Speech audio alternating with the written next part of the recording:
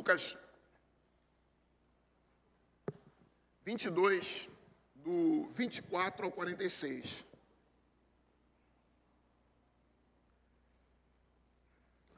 Senhor, que a Tua palavra continue a falar aos corações.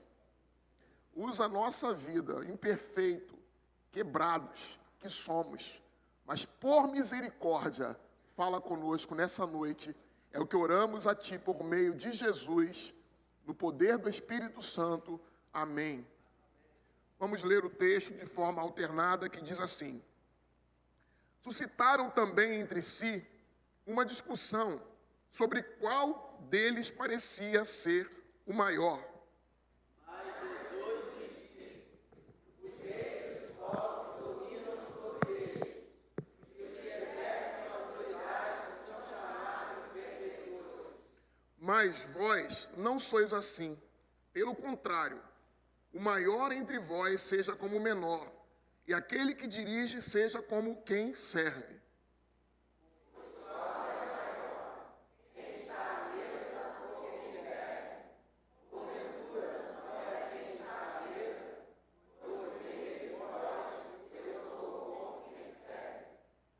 Vós sois os que tendes permanecido comigo nas minhas tentações. Assim como meu Pai confiou comigo, eu vou ouvir.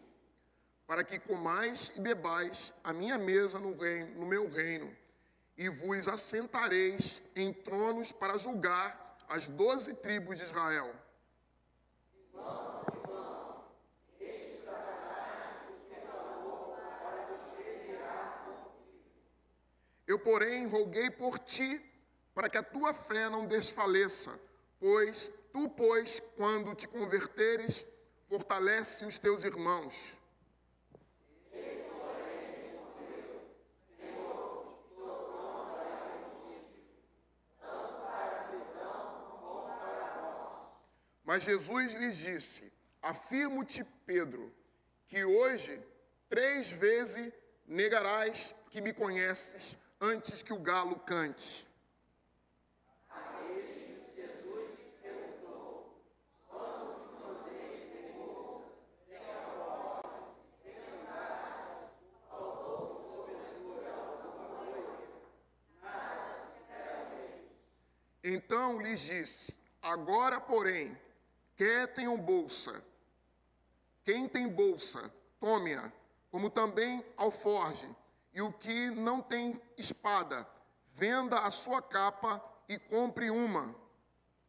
Pois vos digo que importa que se cumpra em mim, está escrito: ele foi colocado com os malfeitores, porque a violência perversa está sendo. Então lhe disseram: Senhor, eis aqui 2 espadas. Respondeu-lhes: basta. Saindo, foi como de costume para o Monte das Oliveiras, e os discípulos o acompanharam. Chegando ao lugar escolhido, Jesus lhes disse: orai para que não entreis em tentação. Ele, por sua vez, agachou-se cerca de um tiro de pedra, e de joelhos orava.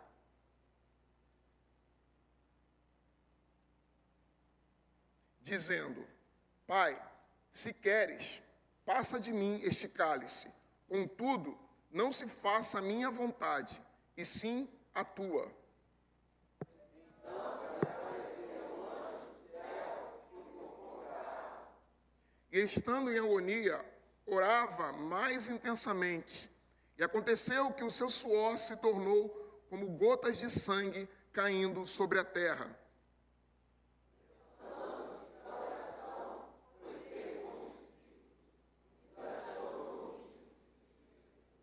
E disse-lhe: por que estás dormindo? Levantai-vos e orai, para que não entreis em tentação.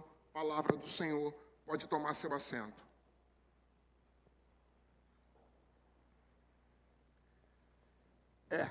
Já estou precisando.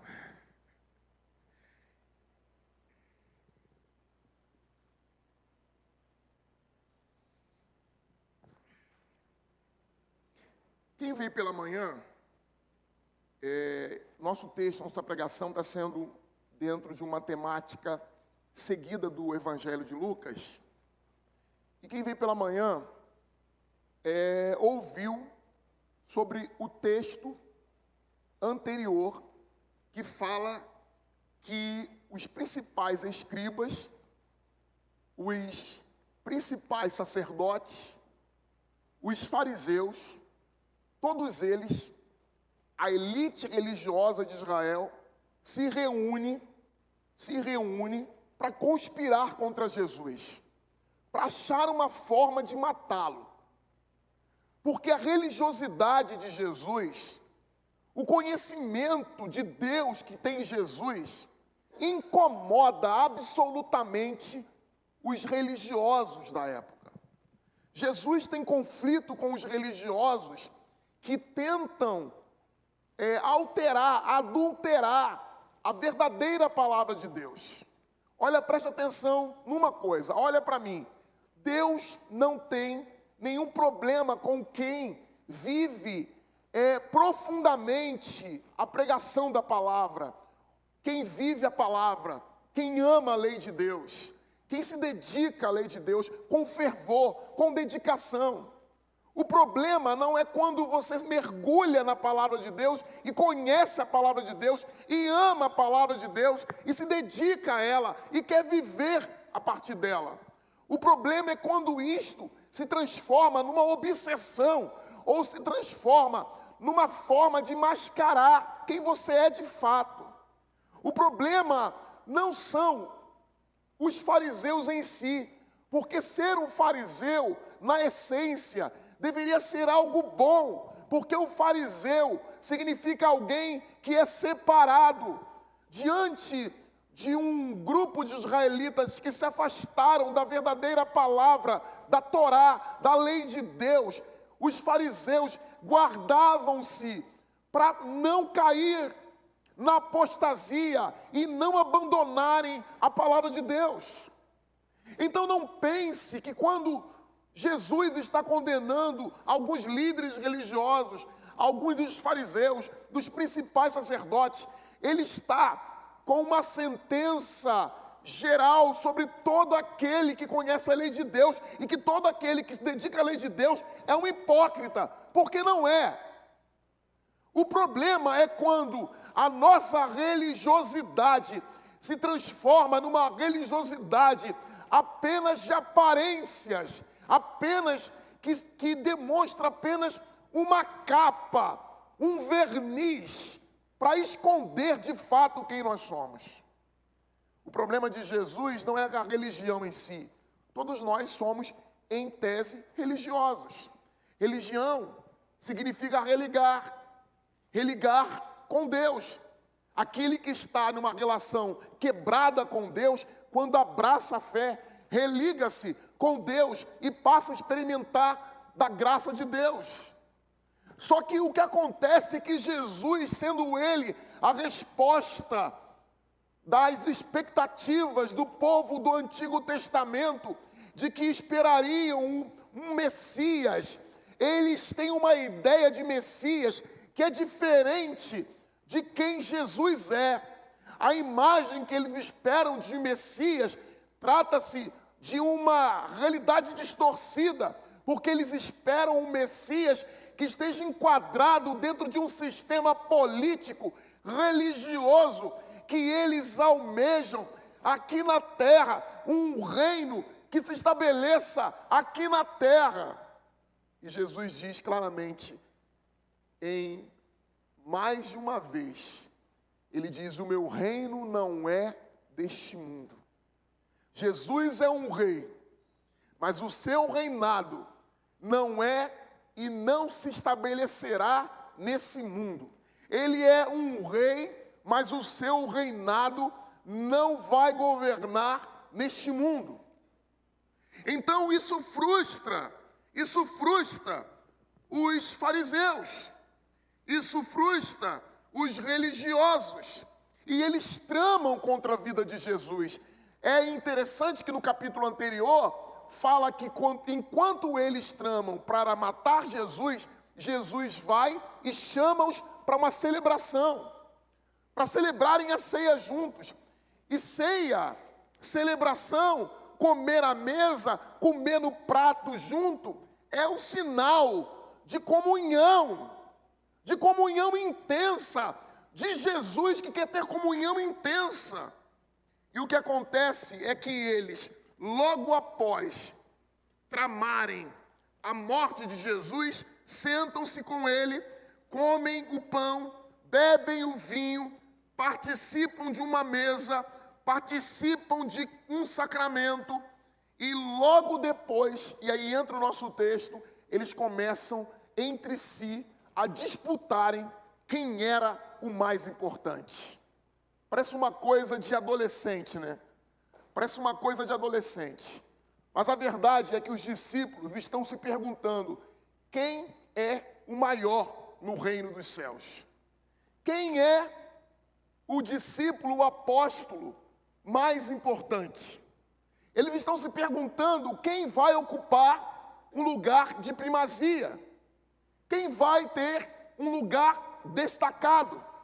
Qual de nós vai ocupar essa realidade?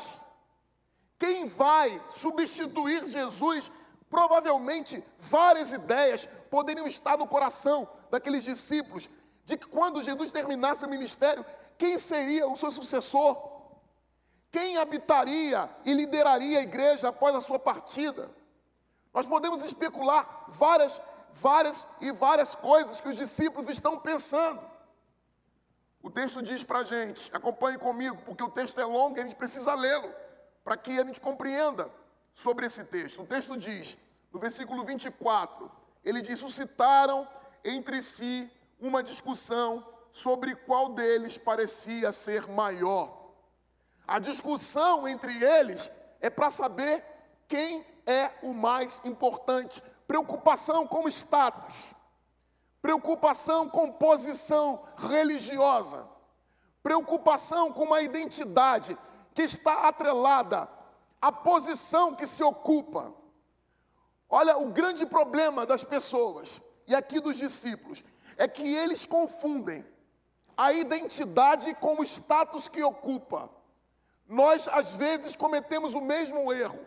Nós associamos a nossa identidade, quem nós somos e o grau de importância que nós temos, a partir da família que nós pertencemos, e aí fala de origem familiar. Nós associamos, por vezes, a nossa identidade, quem nós somos, ao trabalho que nós possuímos, ao status profissional que nós adquirimos, à nossa conta bancária. Se você tem uma posição financeiramente mais confortável na sociedade que nós vivemos, isso traz uma impressão de que você ocupa um lugar de destaque.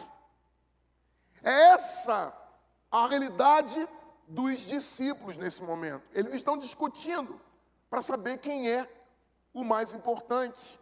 Jesus, então, no versículo 25, ele começa, toma a palavra e começa a falar sobre isso, para que eles pudessem aprender. E Jesus diz, olha, mas Jesus lhes diz: os reis dos povos dominam sobre eles, e os que exercem autoridade são chamados benfeitores. Mas vós não sois assim. Pelo contrário, o maior entre vós seja como o menor, e aquele que dirige seja como o que serve. Então Jesus altera toda uma cultura da honra que estava bem presente no primeiro século. A cultura da honra, a cultura de buscar a honra, de viver pela honra, era uma cultura greco-romana. Você já viu filmes dos romanos? Se você leu a Ilíada, por exemplo, você vê que aquela busca de todos os heróis da Ilíada é para manter a própria honra, porque não se acredita que se vá viver depois da morte, mas somente A vida honrada que você teve é que faz com que você permaneça vivo. Pense que o cristianismo não está isolado da sociedade que vive. Ele está dentro da sociedade que pensa o seguinte: a pior coisa que pode acontecer é quando o homem é desonrado. É quando nós não ocupamos a posição de destaque. É quando somos desprezados. É quando não temos um lugar na sociedade. Mais importante que o dinheiro para o judeu do primeiro século era a honra, o lugar de posição, o lugar onde ele não precisa de absolutamente ninguém e ele tem todos os recursos para viver e ele necessita apenas do seu braço, da sua força para construir a sua identidade, o seu poder.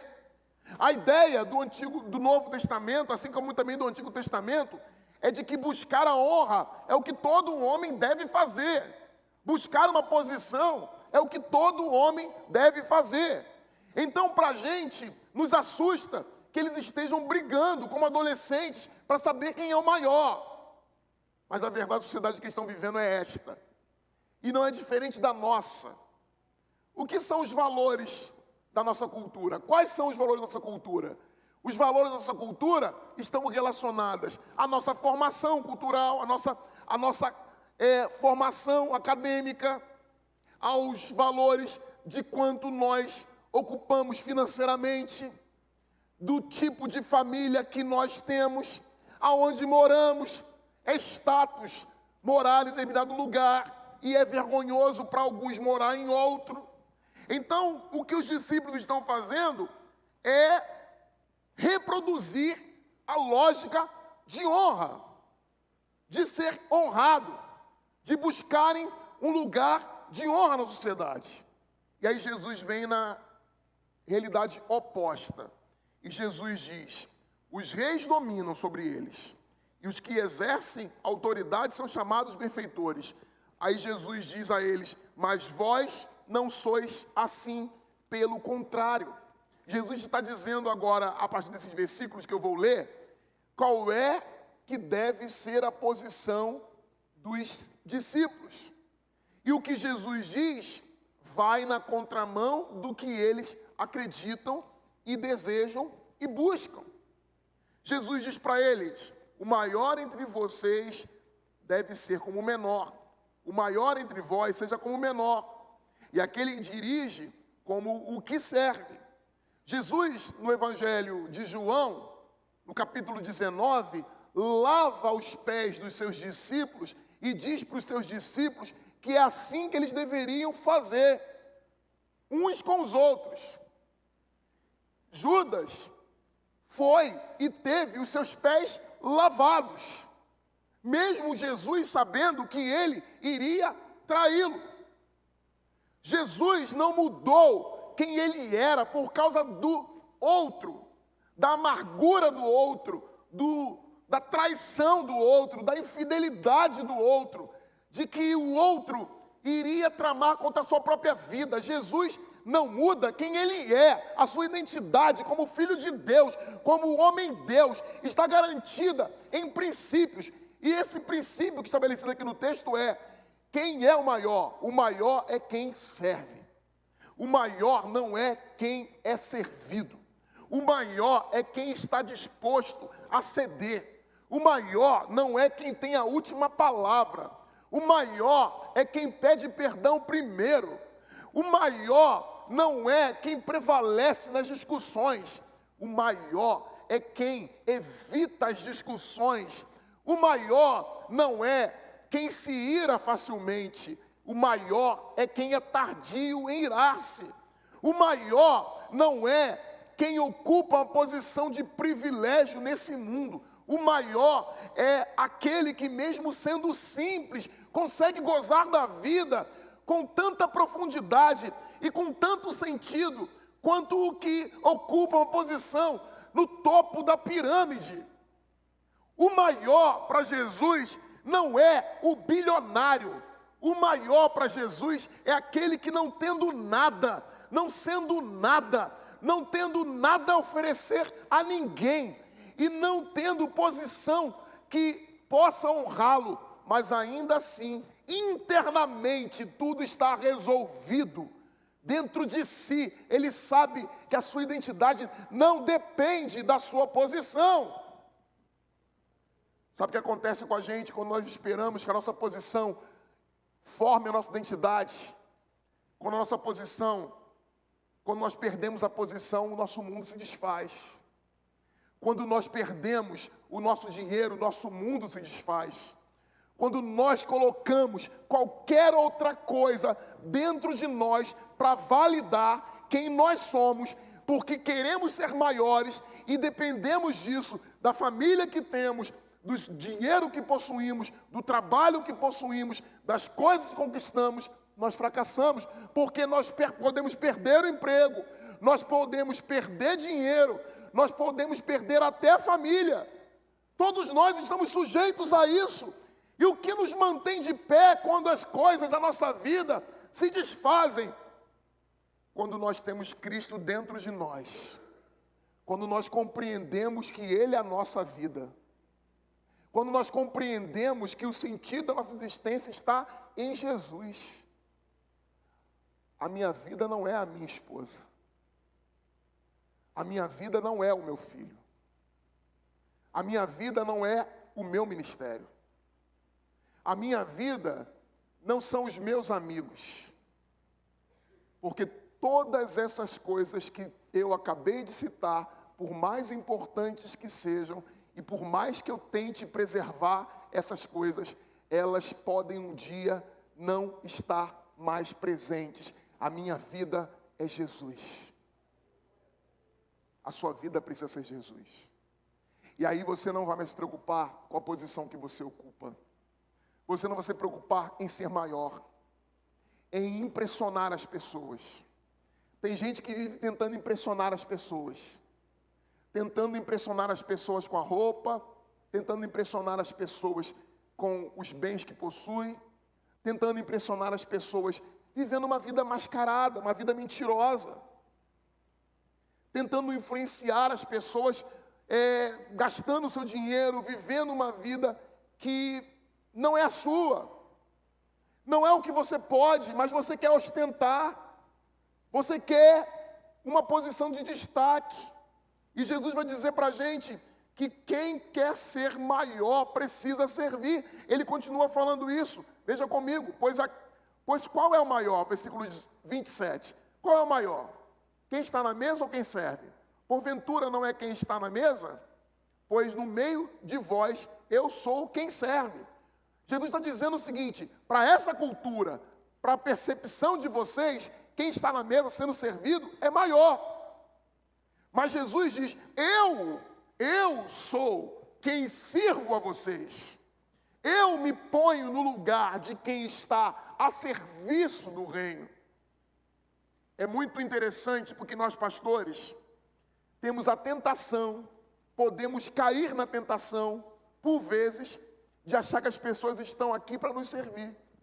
Olha que eu tenho visto tantas pessoas machucadas.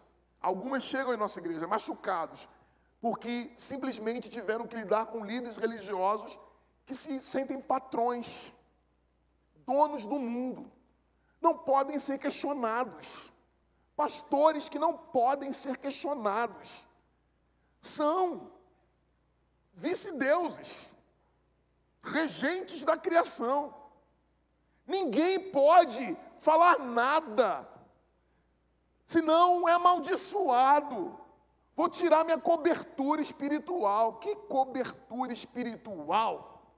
Que negócio é esse que inventaram de que você precisa de cobertura espiritual de pastor? Você não precisa de cobertura espiritual de pastor nenhum. Não há isto. O indivíduo sai da igreja, e aí o pastor ora, o indivíduo, vou tirar minha cobertura espiritual. A minha cobertura espiritual é o sangue de Cristo derramado na cruz do Calvário. Você não precisa de mim para ser quem você é. Você não precisa da minha bênção. Você precisa da bênção de Deus. E eu preciso estar neste púlpito para dizer isto para você e para que você saiba que a única pessoa que precisa estar controlando seu coração, as suas decisões, é o Mestre Jesus. Eu sou o pastor, mas o sumo pastor é Jesus. Jesus vai dizer no capítulo 10 do Evangelho de João: eu sou o bom pastor. Olha que quando Jesus diz que ele é o bom pastor, eu já me conformei. Viu, João e Alain? Nós não somos o bom pastor. Nós não somos. Nós não somos. Porque Jesus diz, eu sou o bom pastor. Ele diz, eu sou o bom pastor. Eu não sou o bom pastor. Você não é o bom pastor. O Alain não é o bom pastor. Nós não somos o bom pastor. Jesus é o bom pastor. Eu não preciso ser grande. Eu não preciso ter influência. Você não precisa ficar correndo atrás de coisas que façam de você alguém influente. Quem corre atrás de algo nunca consegue alcançar. A felicidade que é buscada de forma obsessiva nunca chega. A vida só acontece quando a gente está. Repentinamente vem a felicidade, vem o reconhecimento, vem os aplausos das pessoas. Nós não estamos buscando, nós não estamos causando, nós não estamos controlados pelo desempenho. Nós estamos confiando que o menor no reino de Deus é o maior. Quando uma criança passa, em outra passagem, relata esse mesmo evento. A passagem do Evangelho de Mateus diz que quando eles estão discutindo, talvez tenha acontecido isso mais de uma vez, por isso que há dois relatos sobre o mesmo tema. Passa uma criança e Jesus olha quem for como uma criança. Então esse é o maior. O maior da casa não é o pai. O maior da casa é o bebê que está dormindo. O maior da casa e o mais importante não é quem controla todas as regras da casa. Não é quem controla as coisas. Quem está na posição de ser o menor aos olhos do mundo, é esse que Jesus considera ser o maior. Então esse primeiro bloco, porque esse texto é longo, esse primeiro bloco diz a respeito da nossa identidade, e que a nossa identidade precisa estar firmada em Cristo. Ele é a nossa vida, Ele faz com que nós tenhamos de fato uma vida verdadeira. Ele faz com que nós paremos de começar a correr atrás de vento, a correr atrás de sucesso, a correr atrás de coisas fúteis, a pensar que quando eu tiver o trabalho certo, quando eu tiver o emprego tal, quando eu tiver o casamento tal, quando eu tiver isso, quando eu tiver aquilo, quando eu tiver aquilo outro, quando eu estiver trabalhando na multinacional, quando eu tiver a esposa perfeita, aí eu vou ser feliz. Meu irmão, você não vai ser feliz nunca se você ficar esperando ter tudo na vida para poder, então, ser feliz. A felicidade está na simplicidade. A felicidade está no desprendimento. A felicidade está na leveza. A felicidade está no fato de que você tem uma única coisa, e a única que importa, e que quando você sentir-se de todas as formas, hostilizados, bombardeado, sofrido, doente, qualquer outra realidade, você tem a uma pessoa que é apelar e que vai cuidar de você. E essa pessoa é Jesus de Nazaré. Ele termina essa parte do texto dizendo que os discípulos precisam ser como ele era. Porventura, não é quem está na mesa quem é o maior, pois no meio de vós eu sou quem serve. Jesus está dizendo que eu sou quem serve.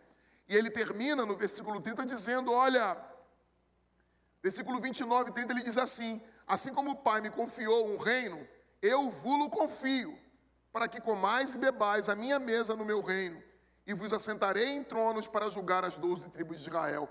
Então ele está falando para a gente o seguinte, olha, se você quiser reinar nesse mundo, você não vai reinar comigo quando eu vir julgar as nações. Então é a mesma lógica de Jesus no Sermão da Montanha.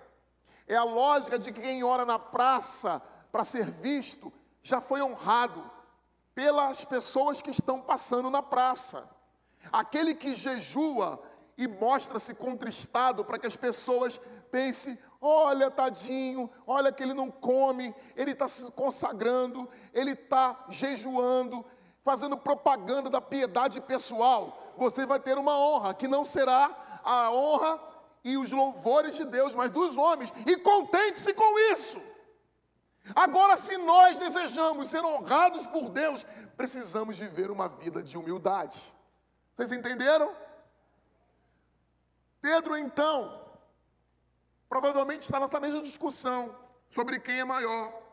Porque logo que termina essa palavra, vem o texto no versículo 31 em diante, dizendo assim: Simão, Simão, eis que Satanás vos reclamou para vos peneirar como trigo.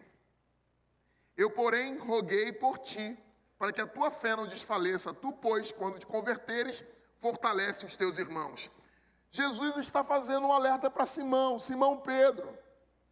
Provavelmente Simão, com certeza, estava misturado com esse grupo que queria saber quem era o maior no reino dos céus. No Evangelho não tem uma confusão que Pedro não esteja envolvido.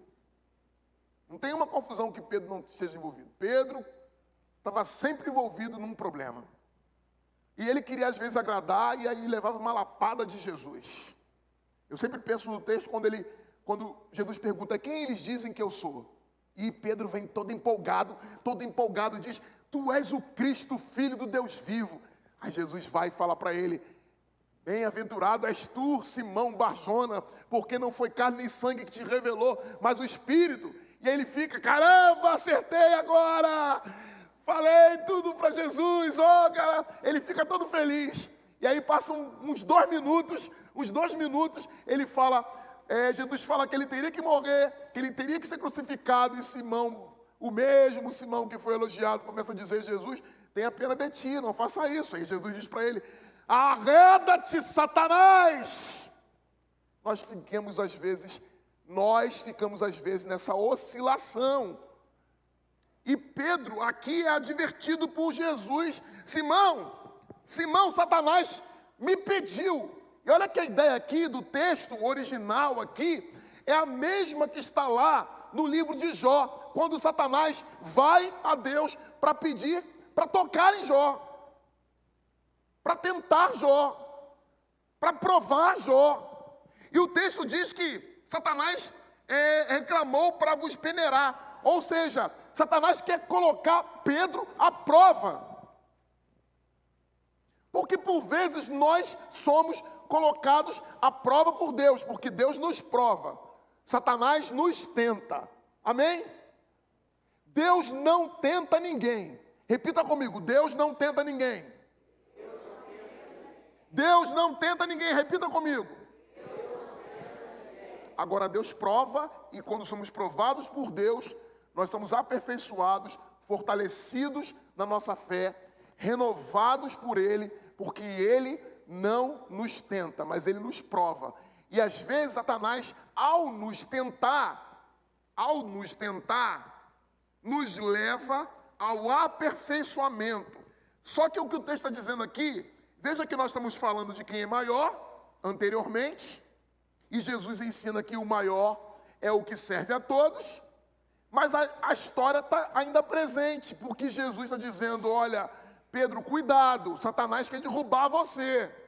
E a resposta de Pedro aqui no versículo está: olha, Jesus diz: eu, porém, roguei para que tua fé não desfaleça. E aí vem Pedro no versículo 33 e diz: ele, porém, respondeu: Pedro, mais uma vez, Pedro respondeu: Senhor, estou pronto para ir contigo, tanto para a prisão como a morte. Aquela velha atitude de Pedro. Eu sou capaz de fazer qualquer coisa por você. Às vezes nós chegamos no culto, nós vamos diante do altar de Deus e falamos: essa semana as coisas vão mudar e eu vou fazer tudo certo. E nós nos dedicamos a isso. O problema é quando eu e você fazemos promessas, fazemos votos, mas não confiamos e nos entregamos à graça de Deus. Se você, na empolgação, simplesmente disser, eu vou até ser preso e até ser morto por causa de Cristo, mas não busca na graça dele a força necessária, a capacidade do Espírito Santo, o poder do Espírito Santo sobre a sua vida, você vai cair como Pedro caiu. E Jesus diz para ele, Pedro, você é tão ingênuo, você toda hora oscila, Pedro, você toda hora está vacilando, Pedro. E Jesus diz para ele, Pedro, você tanto não vai ser preso por minha causa e nem morrer por minha causa, você é tão vacilão que hoje ainda, antes que o galo cante, 3 vezes você vai. Jesus está dizendo para a gente que não adianta promessas, votos, declarações bombásticas. Não adianta pular, glorificar, fazer para Deus. Não, agora Deus. Meu irmão, peça ao Espírito Santo, peça ao Deus Pai Todo-Poderoso para te fortalecer. Não faça promessas que você não pode cumprir. Não faça votos que você não é capaz de cumprir. Peça pela graça de Deus para que Ele te fortaleça, para você não cair no ridículo, para você não começar coisas que você não é capaz de terminar. O que Pedro está dizendo é que ele é capaz de qualquer coisa por Jesus. E Jesus dizendo para ele, Pedro, você não é capaz. Sozinho você não é capaz. Nós não somos capazes de nos mantermos o tempo todo fiéis. Nós não somos capazes se Deus não estiver conosco, se Ele não for a nossa proteção, se Ele, com a sua graça, não nos sustentar. Não adianta fazer promessas, você vai fracassar, você vai fracassar. Se você quer manter-se fiel, então confie em Jesus Cristo, peça a Ele a sua graça, vá e busque-o, e busque-o, e busque-o, para que você viva de verdade essa vida que você deseja. Às vezes nós começamos, mas nós não concluímos, nos empolgamos, vou ler a Bíblia, vou mudar de vida. Meu irmão, decisão, empolgação, motivação, para com isso não leva a lugar nenhum. Você precisa da graça de Deus. Você precisa pedir todos os dias, Senhor, me dá a tua graça para que eu seja sustentado por ela. Me dá a tua graça para que eu possa e continue lendo a tua palavra. Me dá a tua graça para continuar firme, servindo. Me dá a tua graça para continuar lendo a tua palavra. Me dá a tua graça para que eu seja sustentado. Me dá a tua graça para que eu não caia, para que eu não te negue, para que eu não me afaste, para que eu não fuja, para que eu não peque, para que eu não vá para o inferno viver uma vida pobre, miserável. É a graça de Deus que vai sustentar. O apóstolo é Pedro, um grande homem de Deus, mas tantas oscilações, é para mostrar para a gente que mesmo os grandes homens de Deus também, por vezes, vacilam, caem. Quando nós confiamos em Deus, quando nós não confiamos em nós mesmos, quando nós depositamos a nossa absoluta dependência de Deus e não da nossa força, a coisa muda. Por que eu estou dizendo e volto a dizer novamente que motivação não leva a lugar nenhum? Porque motivação acaba. Você está motivado hoje. Amanhã você está motivado? Todo dia você está motivado? Todo dia você está motivado? Mas você tem que fazer disciplina, busca, comprometimento com a palavra, com a oração. Eu, por vezes, já vivi momentos de crise. Momentos de crise. Eu também tenho momentos de crise, ué. Todo mundo tem. Eu não conseguia orar. Sabe o que eu fazia? Me ajoelhava e pedia, Senhor, tem misericórdia de mim. Eu não estou conseguindo orar. Eu não estou conseguindo falar, mas todo dia eu pedia, Senhor, tem misericórdia de mim. Basta! E chegou uma hora que os rios de água viva voltaram a brotar de novo. Porque é assim, nós oscilamos, nós falamos que não vamos negar, que não vamos falhar, mas nós falhamos. Então é preciso mergulhar na graça de novo, e quanto tempo for necessário, e não abandonar, mesmo quando eu estou sem motivação. Às vezes eu não tenho motivação para ler, você não tem tempo para ler, para buscar a Deus, para orar. Você depende da motivação, você não vai sair do lugar, a motivação vai acabar. Você acordou de mau humor, o seu pé está doendo, a canela está doendo, mas eu não ia deixar de pregar, mas nunca. Deus me livre, 3 domingos sem pregar, eu prego até sentado, até aqui com a cadeirinha aqui, ó. Porque o que importa é manter-se firme no compromisso que nós temos com Deus. Você pode até ir raspando, mas vai raspando. Você pode chegar no céu todo quebrado, mas chega no céu. Você pode às vezes estar fraquinho, mas vai fraquinho. A sua fé pode estar pequenininha, mas mantém ela e vai indo até chegar, até cumprir, até acabar e não falhar. Se você falhar, se você negar 3 vezes, como Pedro negou, lá no final do Evangelho de João, você lembra que quando Jesus está falando com Pedro, ele diz: Pedro, tu me amas? Quantas vezes ele fala com Pedro? Quantas vezes Pedro negou? Quantas vezes ele respondeu: eu te amo? Sabe por quê que Jesus perguntou 3 vezes para ele? As 3 vezes que ele negou, agora ele teve que 3 vezes afirmar que ele confiava no Senhor. E a 3ª vez ele chora, porque ele sabe que não pode confiar mais em si mesmo.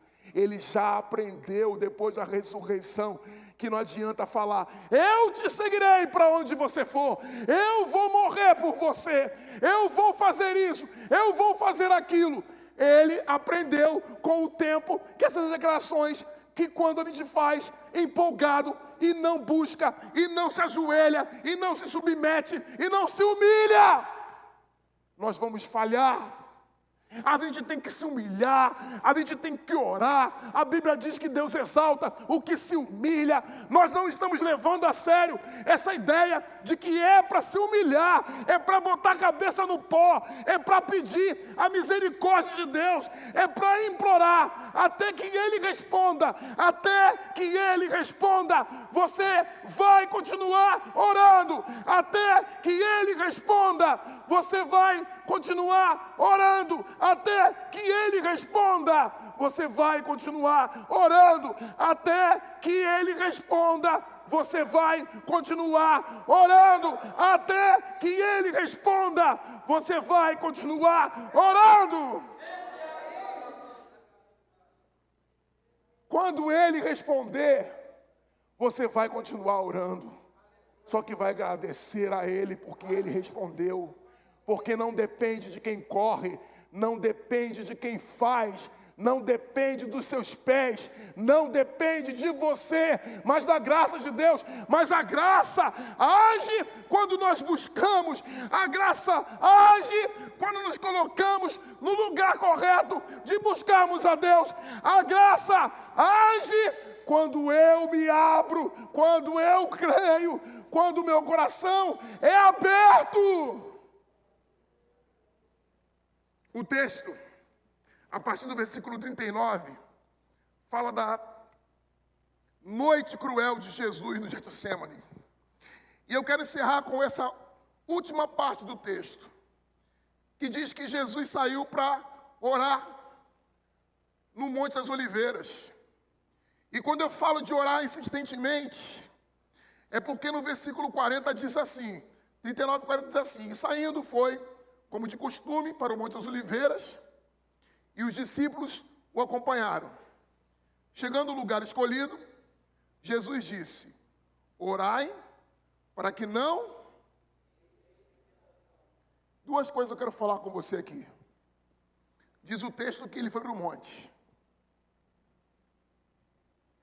Não há nada de misterioso no monte, mas quem vai para o monte orar sabe como é bom poder orar lá, porque você se desliga de tudo para poder orar. Eu te aconselho a orar no monte. Eu te aconselho, pastor presbiteriano também ora no monte. Sabe por que eu te aconselho a orar no monte? Porque se você subir ao monte para orar, você vai ficar ali durante 40 minutos orando ou mais. Você faz isso em casa? Você faz isso? Você tem tempo para isso? Consegue ter essa concentração? Teu filho deixa? Tua esposa deixa você orar 40? Deixa? 40 minutos? Às vezes eu estou orando, ela já me interrompeu, orando. Vou falar nada não, fica quieto não em casa. Jesus foi para o monte, Jesus foi orar, e diz o texto que isso era costume. Não foi porque ele estava à beira da morte. Olha para mim, não espere para orar só na beira da morte não, meu irmão. Vai esperar a hora da morte para orar. Quem Jesus era? Quem Jesus era? Quem Jesus era? Porque vocês não sabem quem Jesus é não, meu Deus do céu. Estou com medo de vocês agora. Estou perguntando quem Jesus era, vocês não respondem com uma dúvida, com um medo. Jesus era Deus, o Filho de Deus. Jesus também era homem. E o que diz o texto é que ele subiu o Monte das Oliveiras para orar, como era de costume. Meu irmão, se o Filho de Deus sobe o monte para orar e faz disso algo costumeiro, você, meu irmão abençoado, você acha que vai vencer as batalhas espirituais sem estar orando? Você acha que as coisas estão indo mal, mas muitas das coisas que estão indo mal não são apenas porque acontece com todo mundo. Às vezes são batalhas espirituais, sim, batalhas espirituais que não estão sendo vencidas, porque você não ora, você não estreita a sua relação com Deus. Jesus subiu no Monte das Oliveiras, antes de morrer na cruz do Calvário, ele sabia que iria morrer, e ele se angustiou de tal forma que ele suou o próprio sangue, mas ele passou aquele tempo em oração. Você não consegue nem ajoelhar na beira da tua cama para falar com Deus de um problema que você tem, que o seu filho tem, que a sua família tem, e você quer que as coisas aconteçam milagrosamente. Deus mova o mar, faça tudo por você, porque você não consegue se levantar nem para ajoelhar na beira da tua cama para orar e para falar com Deus, e acha que Deus é que, está acontecendo tanta coisa ruim na minha vida, tanta coisa acontecendo. Meu irmão, tem coisas que acontecem na vida da gente, sim, que são casualidades, que são parte da realidade da vida, que todo mundo enfrenta, sofrimentos gratuitos, realidades que todo mundo enfrenta. Não pode espiritualizar não, tudo não. Mas algumas batalhas são batalhas espirituais que estão sendo perdidas porque nós não oramos. Eu não sei se você sabe, mas Jesus, mais de 300 vezes nos evangelhos, determina que nós tenhamos que orar. Agora vem os cientistas, olha para mim, preste atenção. Os cientistas disseram, os psicólogos, que orar ajuda na cura dos pacientes.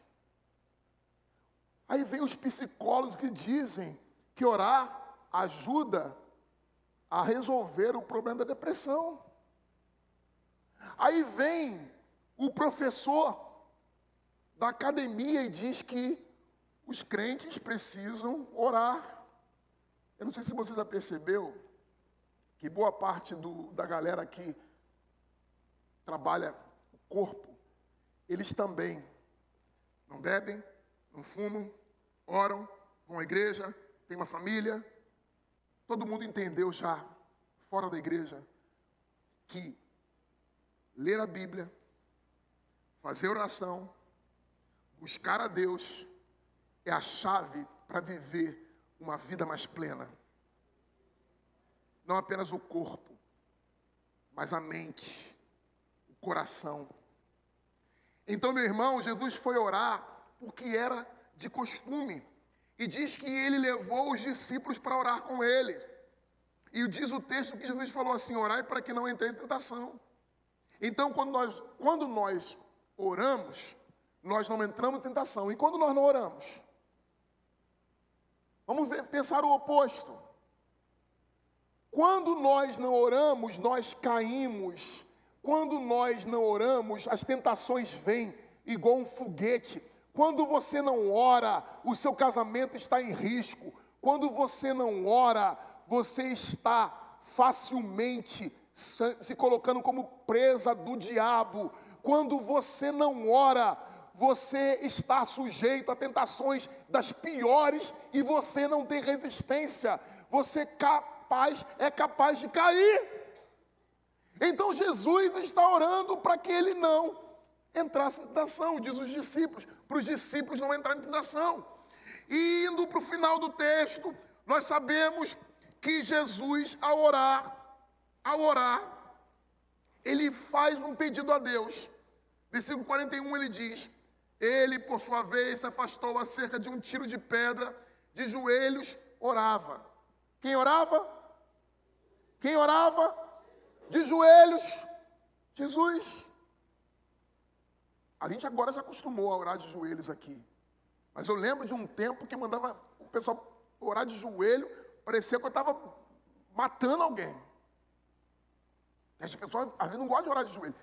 Pastor, sabe que esse negócio de que tudo é igual, é que cria problema. Não podemos orar no monte porque orar em casa é igual. Não podemos orar de joelho porque orar de pé é igual. Não podemos isso. Não é igual não, meu irmão. Não é igual não. Orar de joelho demonstra que na sua atitude você está se curvando, você está se prostrando, você está se colocando numa posição de servo. E sabe quem orou de joelho? Jesus. Jesus orava de joelho, botava a cara no chão e orava. Botava a cara no chão e orava. Você quer vidinha confortável? Você quer vir orar só na igreja, de pé? Quando alguém ora um pouquinho mais, já fica irritado. Não consegue parar nem para ouvir oração. Mas Jesus orava de joelhos, com a cara lá no monte, buscando, quase comendo capim lá. Jesus de cara no chão, orando. E aí a oração de Jesus é a seguinte: Pai, se queres, passa de mim esse cálice. A oração de Jesus é honesta. Ele não quer passar por sofrimento. Não tem problema nenhum nós falarmos com Deus aquilo que nós precisamos. Olha para mim, preste atenção no que eu vou falar para vocês. Já estou terminando a minha palavra. Quando aquele ponteiro bate no 8 horas, eu sei que é a hora de terminar. Mas eu quero terminar, antes de terminar, eu quero dizer para você o seguinte: você precisa falar com Deus como fala com o Pai. Talvez quando eu fale isso, alguns pensem exatamente que esse é o problema, que você nunca teve coragem de falar com seu pai, você nunca teve intimidade com seu pai, mas aquele pai lá você pode falar.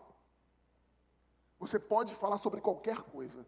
Imagina um bebezinho está aprendendo a andar. Daqui a pouco, bebezinho de Vinícius e Rebeca está andando aqui na igreja. Vai andar por aí, vai correr aqui, vai correr ali. Quando a criança está aprendendo a andar, quando é bebezinho e anda, e ele cai, a gente ri, a gente pega, a gente coloca no colo, a gente cuida. Um pai não vai bater no criança porque ele está caindo. Quando a gente cai, o pai levanta a gente. Quando a gente cai, o pai levanta a gente. Pode ser um burro velho. Burro velho é uma gíria antiga, tá? De velho mesmo. Pode ser uma pessoa que mora com os pais, que ainda não casou, está lá, está com os pais. O pai cuida. Os pais cuidam. Os pais amam. Por que Deus não ama também? Por que você duvida do amor de Deus? Então, Jesus nos ensina que é para ser honesto. Ele fala para o pai: se queres, passa de mim esse esse cálice. Mas ele termina dizendo, contudo, não seja a minha vontade, sim a tua. Eu não quero ir para a cruz. Eu não quero ir para a cruz. A gente tem que ter coragem de dizer para Deus aquilo que a gente não quer. E pedir claramente aquilo que a gente deseja. E Ele que vai dizer se vai responder ou não. Ele que vai responder. Pode ser sim, pode ser não, pode ser espere. Eu só sei a resposta depois que eu peço. E a Bíblia diz, pedi, pedi e dá-se. Batei, batei. Buscai, buscai e... Ah, meu irmão, pega essa palavra para você. Jesus está orando, Jesus está pedindo, está submetendo a sua vontade, a vontade do Pai. E Ele está dizendo o seguinte, se você quiser, você pode. Mas faz o que você quer. Comece a orar. Comece a orar. Muda a sua vida. Revoluciona a sua vida. Comece a falar com Deus. Comece a falar com Deus quando você acordar pela manhã e você começa falando com Deus, indo para o trabalho, indo pegar o trem lotado, indo pegar o metrô. Comece a falar com Deus, comece a buscá-lo, comece a ter comunhão com Ele, comece a pedir a Ele pela sua saúde, comece a pedir a Ele pela sua vida profissional, comece a orar pelos seus filhos, vá de madrugada, acorde, vá no quarto do seu filho, ore por ele, abençoe a vida dele, comece a orar pela sua esposa, quando ela estiver dormindo, ore por ela, ore pelo seu marido, ore para ele parar de roncar, ore. Ninguém aqui acontece isso, mas ora. Se ele ronca, é bom que ele não vai nem escutar você orando. Vai orando esse marido. Vai orando ele. Acorda de madrugada, ora pelo João, para quando ele acordar, abençoado, que a esposa orou por ele. Viu, Délis? Ora pelo seu amorzinho. Vamos transformar a nossa vida através da oração. Vamos transformar a nossa vida. Jesus orou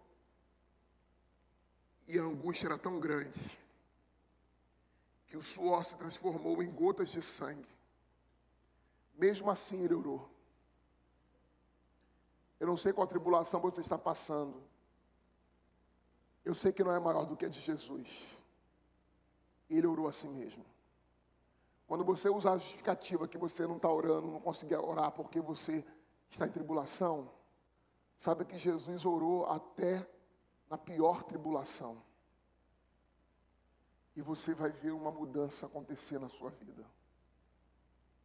Começa a falar com Deus quando você estiver saindo de casa, como eu já aqui disse. Começa a falar com Deus quando você estiver na rua, quando você estiver na fila. Começa a falar com Deus quando você estiver no banheiro, quando você estiver tomando banho, quando você estiver arrumando a casa. Comece a falar com Deus, comece a encher a sua mente da presença de Deus, comece a decorar os textos das Escrituras e repeti-lo. Comece a memorizar a palavra de Deus, comece a declarar a palavra de Deus na sua vida, comece a mudar a vida espiritual da sua família.